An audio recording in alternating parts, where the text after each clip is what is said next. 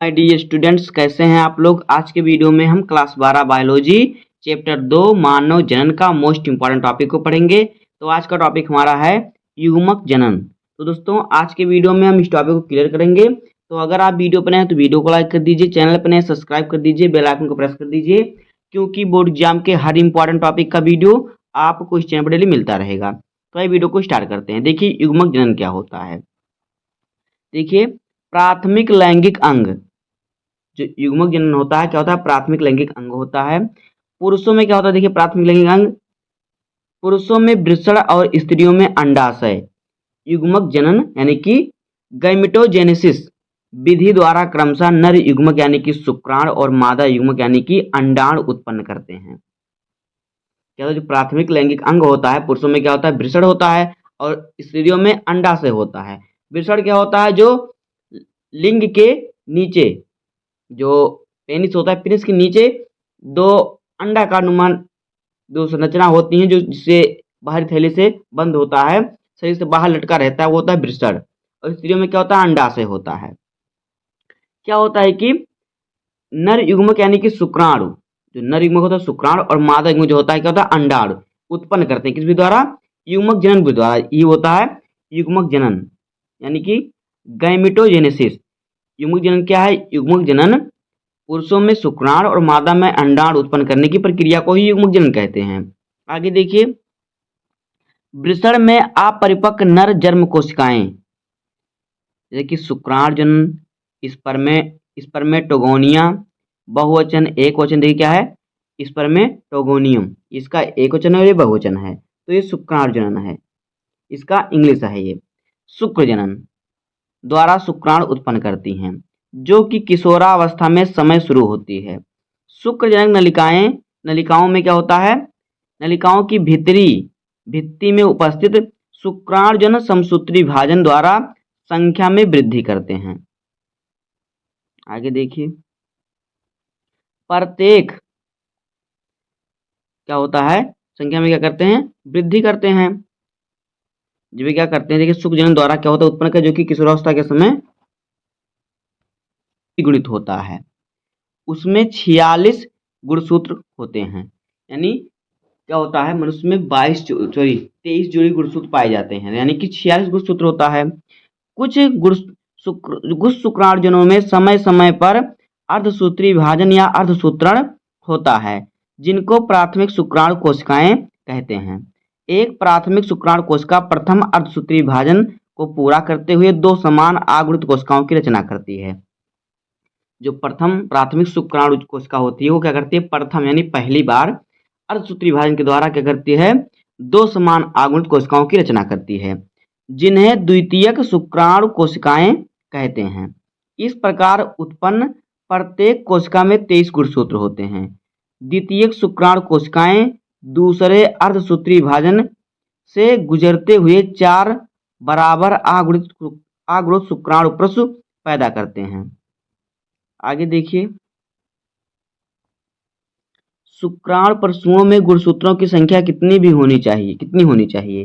देखिए शुक्राणु प्रसु रूपांतरित होकर शुक्राणु बनाते हैं। देखिए शुक्राणु का इंग्लिश होता है स्पर्म, और इस प्रक्रिया को शुक्राणु जनन यानी कि स्पर्मियोजेनेसिस, ये इसका इंग्लिश शब्द है, कहा जाता है। शुक्राणु जनन के पश्चात शुक्राणु के बाद शुक्राणु शीर्ष सर्टोली कोशिकाओं में अंतः स्थापित हो जाते हैं, जिसे कहते हैं इम्बेडेड का होता है अंतः स्थापित। और अंत में जिस प्रक्रिया द्वारा शुक्राणु शुक्रजनक नलिकाओं से मोचित यानी कि निकलता है, छूटता है, रिलीज होता है, उस प्रक्रिया को क्या कहते हैं, वीर्य सेचन कहते हैं, जिसे स्पर्मिएशन भी कहते हैं, इसकी इंग्लिश होती है स्पर्मिएशन। आगे देखिए, यहाँ पे देखिए हमें दिया शुक्रजनक नलिकाओं के आरेखित काट। यहाँ पे देखिए ये शुक्रजनक नलिका का आरेखित काट है। आगे देखिए, शुक्रजनन प्रक्रिया किशोरावस्था यानी कि यौना आरंभ से होने लगती है, क्योंकि इस दौरान गोनेड्रोपिन रिलीजिंग हार्मोन्स के श्रावण में काफी वृद्धि होती है। आपको याद होगा कि यह एक अधिसेचक हार्मोन्स है। तो क्या होता है? हाइपोथैलेमस। गोनेड, देखिए क्या है? गोनेड गोनेडोट्रोपिन रिलीजिंग हार्मोन्स के स्तर में वृद्धि के कारण यह अग्रपीयूष ग्रंथि पर कार्य करता है तथा दो गोनेटो गोनेडोट्रोपिन हार्मोन्स पीत पिंडकर और क्या करता है? पुटकोद्दीपक हार्मोन्स। पुटकोद्दीपक हार्मोन जिसे क्या कहते हैं? Follicle follicle stimulating follicle stimulating hormones, जिसे क्या कहते हैं? FSH के श्रावण को उद्दीपन करता है। आगे देखिए, LH लीडिंग कोशिकाओं पर कार्य करता है और पुंजनों यानी कि एंड्रोजन्स के संश्लेषण और श्रावण को उद्दीपित क्या करता है? उद्दीपित करता है। इसके बदले में पुंजन शुक्राणुजनन की प्रक्रिया को उद्दीपित करता है। FSH सर्टोली कोशिकाओं पर कार्य करता है और कुछ घटकों के श्रवण को उद्दीपित करता है जो शुक्राणुजनन की प्रक्रिया में सहायता करते हैं। आइए हम एक शुक्राणु की संरचना की जांच करें। यह एक सूक्ष्मदर्शी संरचना है जो एक शीर्ष हेड, ग्रीवा यानी कि नेक, देखिए शीर्ष क्या होता है? उसका सर, ग्रीवा यानी उसका गर्दन एवं एक मध्य भाग जिसे कहते हैं मिडिल पीस, और एक क्या होता है? पूंछ होता है, जिसे टेल कहते हैं, टेल की बनी होती है। क्या जो शुक्राणु होता है, यहाँ पे देखिए ये है शुक्राणु का चित्र। तो ये इसका आ गया हेड यानी सिर, ये होगा इसकी ग्रीवा यानी कि गर्दन, यहाँ पे देखिए इसकी ग्रीवा यानी कि गर्दन, और ये इसका हो गया क्या? मध्य भाग यानी कि मिडिल पीस, और एक टेल यानी कि पूंछ। तो ये भाग होता है शुक्राणु में। इसको एक बार इसके भाग देखिए। यहाँ पे जो होता है, क्या होता है? ये इसमें जीवद्रव्य कलाई से कहते हैं। इसमें क्या होता है? इसमें प्लाज्मा भरा होता है। ये अग्रपिंडक होता है। ये क्या करता है? अंडाणु को भेदने का कार्य करता है। और ये होता है केंद्रक युक्त गुणसूत्र पदार्थ में भरे होते हैं। ये ग्रीवा गर्दन है, ये है इसका मध्यखंड। इसमें क्या होता है? इसमें माइटोकॉन्ड्रिया होता है जिसे तैरने के लिए ऊर्जा देता है।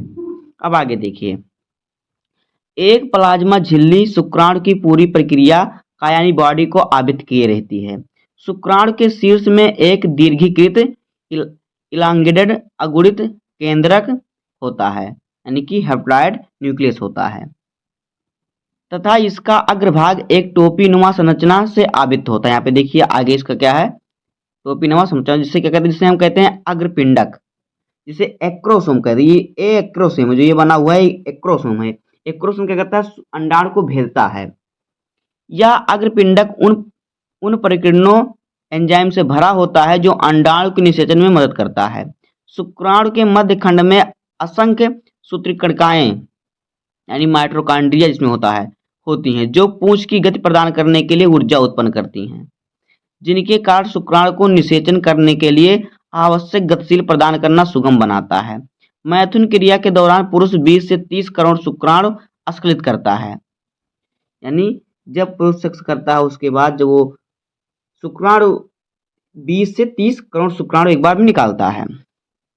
आगे देखिए, इनमें से कम 40% आवश्यक रूप से समान जनन क्षमता के लिए तीव्र गतिशील प्रदर्शित करते हैं। शुक्रजनक नलिकाओं से मोचित यानी कि रिलीज्ड शुक्राणु सहायक नलिकाओं द्वारा वाहित यानी कि ट्रांसपोर्टेड होते हैं। शुक्राणु की परिपक्वता एवं गतिशीलता के लिए अधिवृषण, शुक्रवाहक, शुक्राशय तथा पुरस्थ ग्रंथियों का श्रावण भी आवश्यक है। आगे देखिए, शुक्राणुओं के साथ साथ शुक्राणु प्लाज्मा मिलकर वीर बनाते हैं, इसे कहते हैं सीमेन यानी कि स्पर्म। पुरुष की सहायक नलिकाओं और ग्रंथियों के कार्य को वृषण हार्मोन यानी कि एंड्रोजन्स बनाए रखते हैं। एक परिपक्व मादा युग्मक के निर्माण की प्रक्रिया को अंडजनन कहते हैं, जो कि पुरुष के शुक्राणु जनन से स्पष्ट रूप से भिन्न है।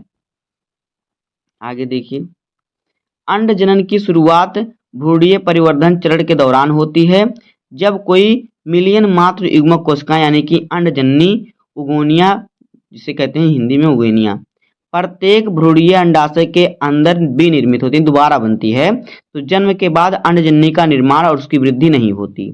इन कोशिकाओं में विभाजन शुरू हो जाता है और अर्धसूत्री विभाजन के द्वारा पूर्वावस्था 1 यानी कि प्रोफेज 1 में प्रविष्ट होती है और इस अवस्था में अस्थायी तौर पर अवरुद्ध रहती है।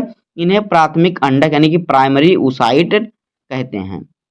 उसके बाद प्राथमिक अंडक कणिकामय कोशिकाएं जिसे क्या कहते हैं ग्रेनुलोसा सेल्स की परत से आवृत होती है और इन्हें प्राथमिक पुटक कहा जाता है।